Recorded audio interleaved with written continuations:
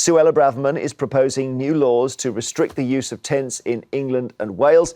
This comes as more than 3,000 people are estimated to be sleeping rough in both nations, an increase of almost a third since 2021.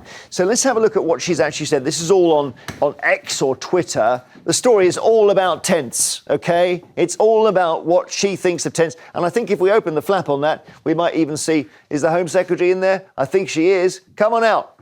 Yeah. So what did you say? Right, here's the answer. Nobody in Britain should be living in a tent on our streets. Probably no one disagrees with that.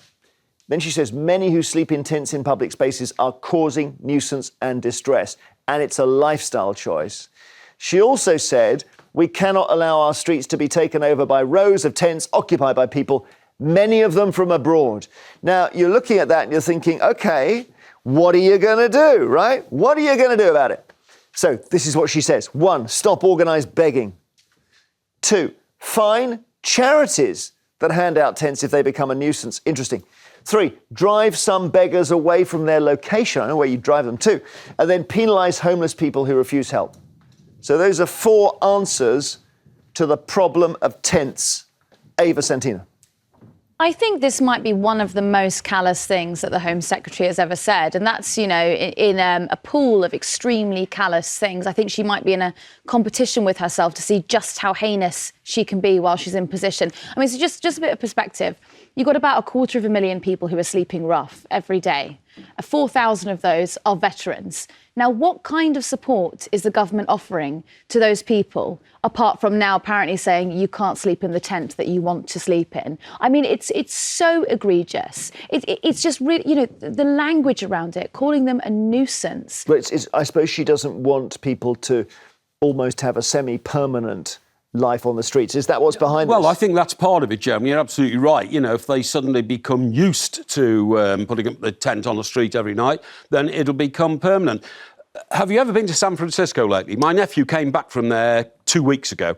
The centre of San Francisco he tells me, is virtually closed down. Businesses have left, buildings are closed down, and it's become literally a ghetto.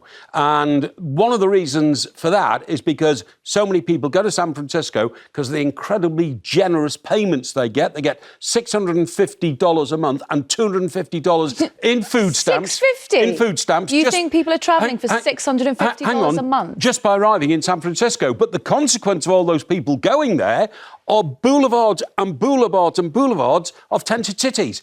Now, that devalues the whole city. And if you devalue the city, you devalue the ability of the city to look after those who need help. And it's a disaster. And we can't let it get to that sort of stage. Ava, what do you think? Because we've seen, I know you might be thinking about London, but there are many other cities involved. I know that one of the stories in London is Oxford Street, where they've got this going on now. Yeah. Supposedly a premium shopping street, although it's a bit of a dump. During the pandemic, in the early days of the pandemic, I was working on Leicester Square. I was working in a studio there every single day, and you could not find a homeless person. And that was because the government made a decision to put all of those people into accommodation. Into hotels. They house them in hotels, they house them in hostels for a significant amount of time. Now, what you've got at the moment is you've got a whole range of issues that are compounding. For example, the choice not to ban no-fault evictions, the cost of living crisis, the fact that rent is skyrocketing in our major cities. Now is not the time to start penalising people for being homeless. Now is the time to start thinking,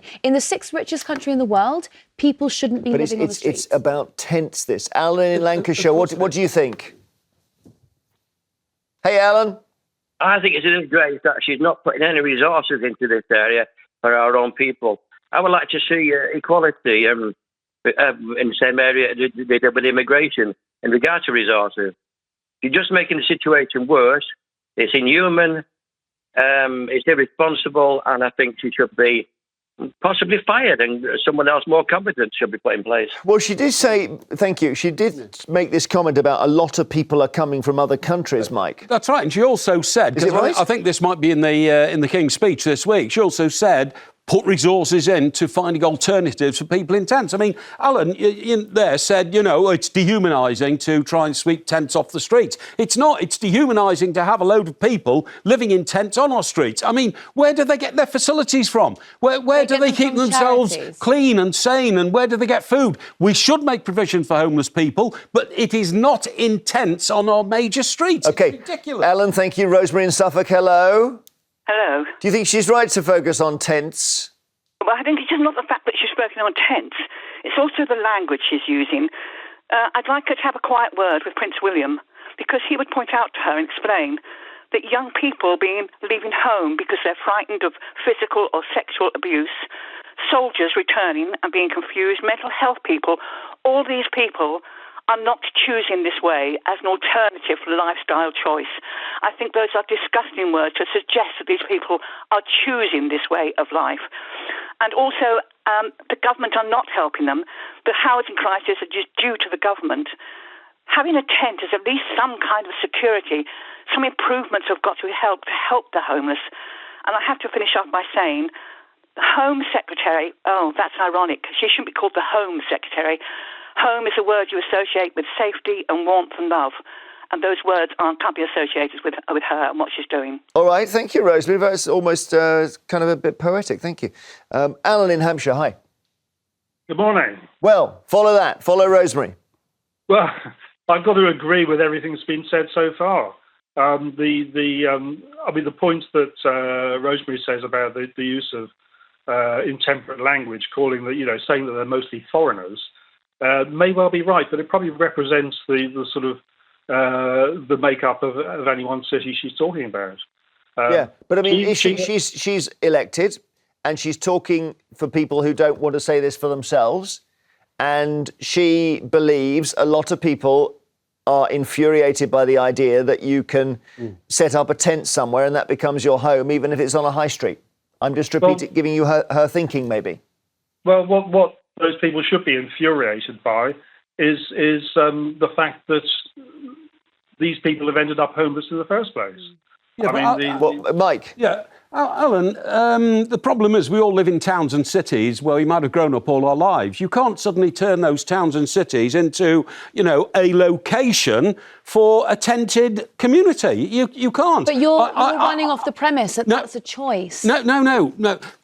What is being said by some politicians is that there are facilities available for homeless people to go into hostels and that sort of thing, but they choose not to because they see it more advantageous to be more advantageous to be in a tent on the street in terms of begging, in terms of making themselves visible. That's the issue. I covered homelessness. Yeah. I covered homelessness for about 2 years. I covered it extensively. Let me tell you, you have to pay to go into a lot of these shelters, and those spaces fill up really quickly. So at the end of the evening, you might have someone coming up to you being like, please, do you have £15? I'd really like to get into, a shelter down by Charing Cross. If they can't get that money and they can't get it at before 10 o'clock, I think is the cut-off time, they have to sleep on the street. And so charities like Shelter will give them a tent so that they don't have to literally have their face. But that's not the answer. That's encouraging them to stay on the street in a tent. It is encouraging them. What do you want them to do? Because listen, if it's raining or something like that and somebody needs to be covered from the weather,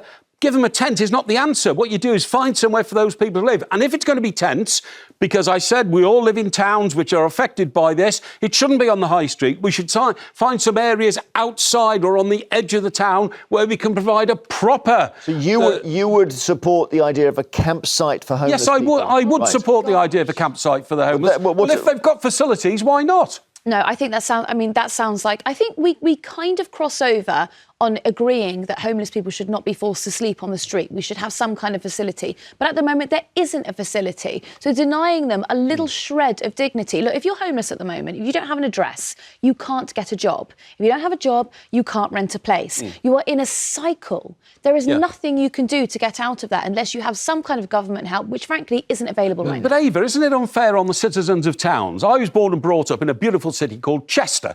Now, you take great pride in the rows in Chester, the medieval streets.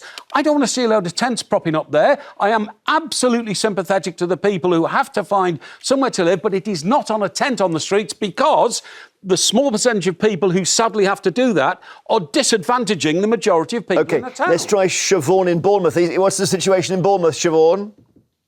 Well, we had people. We had people on the street. We actually had the community took it into their own hands a couple of years ago, and took over a sort of disused building site and set up a tent city where there was food and everything else. But how can the government, who have caused this cost of living crisis through things like Liz Truss, then stop charities from helping people that they've put on the streets? You know, they could do something to help how high the rents are. They could do something to dissuade people from using people to pay their mortgages and build up property portfolios. This woman she's just cruel.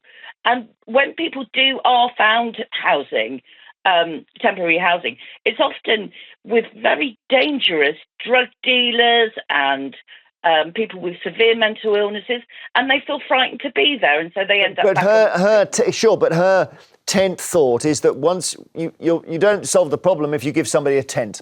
That's the key thing. So don't give them the tent. It's like people want to be. It's like they're saying that people.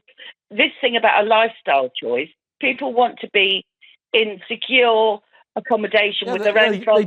They do, Siobhan. They do want to be in secure accommodation. And if you give them a tent and keep giving them a tent, they're less likely to seize the initiative and find themselves somewhere. Okay. Sorry, that's callous. And that's what I think. I think that's the negative in this. Ava says it's callous. Siobhan, thank you. More calls after the break.